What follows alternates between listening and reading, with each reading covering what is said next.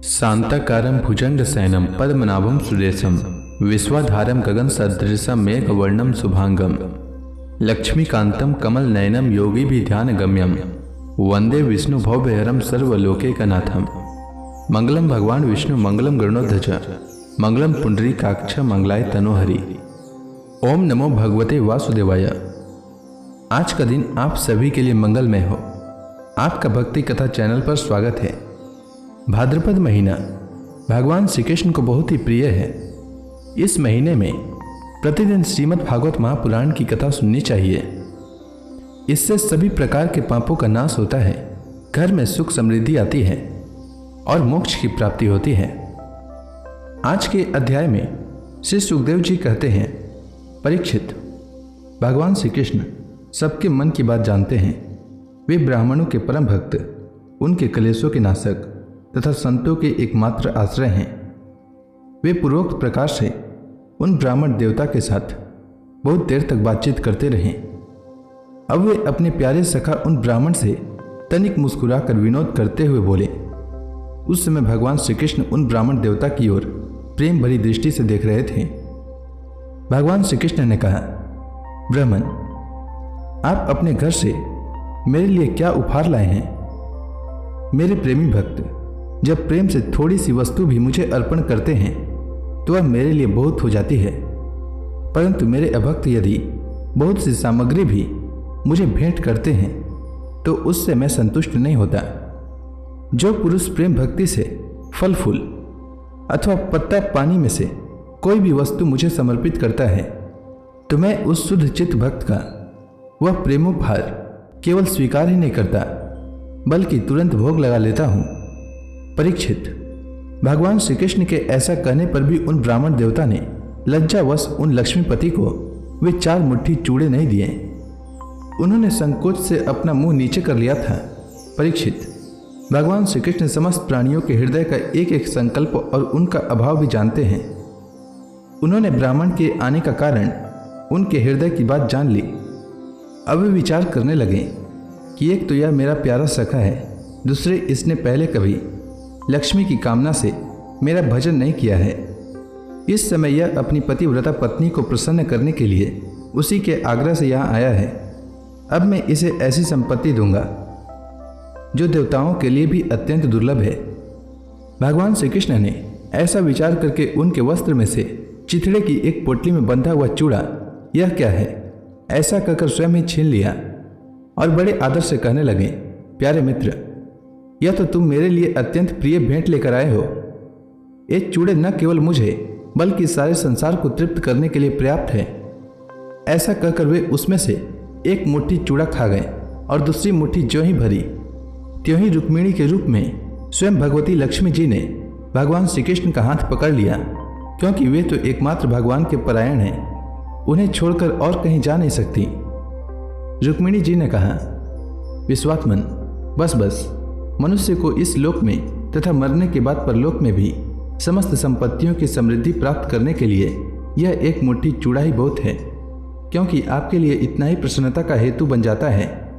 परीक्षित, ब्राह्मण देवता उस रात को भगवान श्री कृष्ण के महल में ही रहे। उन्होंने बड़े आराम से वहाँ खाया पिया और ऐसा अनुभव किया मानो मैं वैकुंठ में ही पहुँच गया हूँ।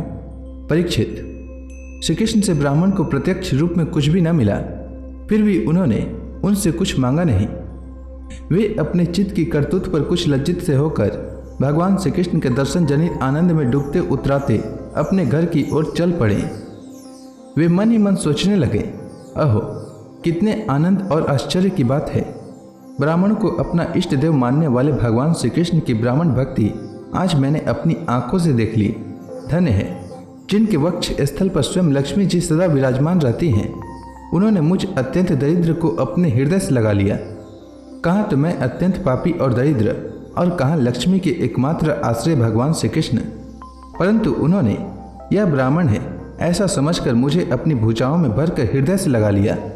इतना ही नहीं, उन्होंने मुझे उस पलंग पर सुलाया जिस पर उनकी प्राण प्रिया रुक्मिणी जी शयन करती हैं, मानो मैं उनका सगा भाई हूँ। कहाँ तक कहूँ, मैं थका हुआ था, इसलिए स्वयं उनकी पटरानी रुक्मिणी जी ने अपने हाथों चंवर डुलाकर मेरी सेवा की।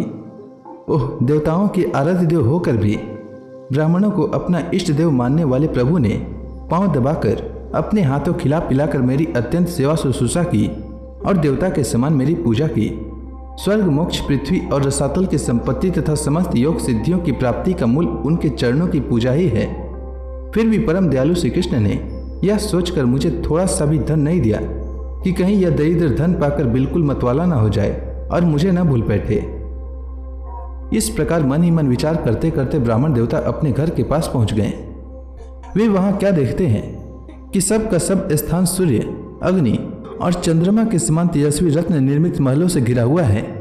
ठोर ठोर चित्र विचित्र उपवन और उद्यान बने हुए हैं तथा उनमें झुंड के झुंड रंग बिरंगे पक्षी कलरव कर रहे हैं। सरोवरों में कुमुदनी तथा श्वेत नील और सौगंधिक भांति भांति के कमल खिले हुए हैं। सुंदर सुंदर स्त्री पुरुष बन ठन कर इधर उधर विचर रहे हैं। उस स्थान को देखकर ब्राह्मण देवता सोचने लगे, मैं यह क्या देख रहा हूँ? यह किसका स्थान है?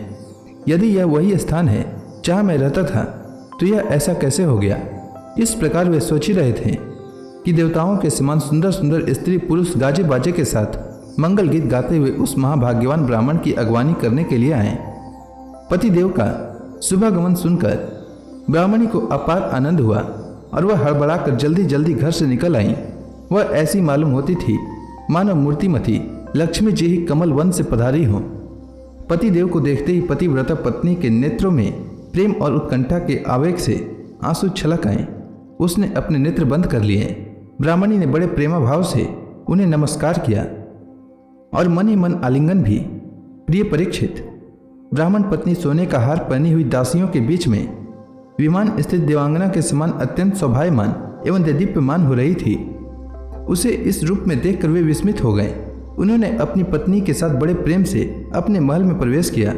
उनका महल क्या था, मानो देवराज इंद्र का निवास स्थान। इसमें मणियों के सैकड़ों खंभे खड़े थे, हाथी के दांत से बने हुए और सोने के पात से मढ़े हुए पलंगों पर दूध के फेन की तरह श्वेत और कोमल बिछौने बिछ रहे थे। बहुत से चौवर वहां रखे हुए थे जिसमें सोने की डंडियां लगी हुई थी। सोने के सिंहासन शोभायमान हो रहे थे जिन पर बड़ी कोमल कोमल गद्दियां लगी हुई थी। ऐसे चंदोए भी झिलमिला रहे थे जिनमें मोतियों की लड़ियां लटक रही थी। स्फटिक मणि की स्वच्छ भीतों पर पन्ने की पिचकारी की हुई थी। रत्न निर्मित स्त्री मूर्तियों के हाथों में रत्नों के दीपक जगमगा रहे थे। इस प्रकार समस्त संपत्तियों की समृद्धि देखकर और उसका कोई प्रत्यक्ष कारण न पाकर बड़ी गंभीरता से ब्राह्मण देवता विचार करने लगे कि मेरे पास इतनी संपत्ति कहाँ से आ गई। वे मन ही मन कहने लगे, मैं जन्म से ही भाग्यहीन और दरिद्र हूँ, फिर मेरी इस संपत्ति समृद्धि का कारण क्या है? अवश्य ही परमेश्वरशाली यदुवंश शिरोमणि भगवान श्री कृष्ण की कृपा कटाक्ष के अतिरिक्त और कोई कारण नहीं हो सकता।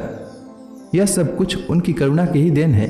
स्वयं भगवान श्री कृष्ण पूर्ण काम और लक्ष्मीपति होने के कारण अनंत भोग सामग्रियों से युक्त हैं। इसलिए वे याचक भक्त को उसके मन का भाव जानकर बहुत कुछ दे देते हैं, परंतु उसे समझते हैं बहुत थोड़ा, इसलिए सामने कुछ कहते नहीं।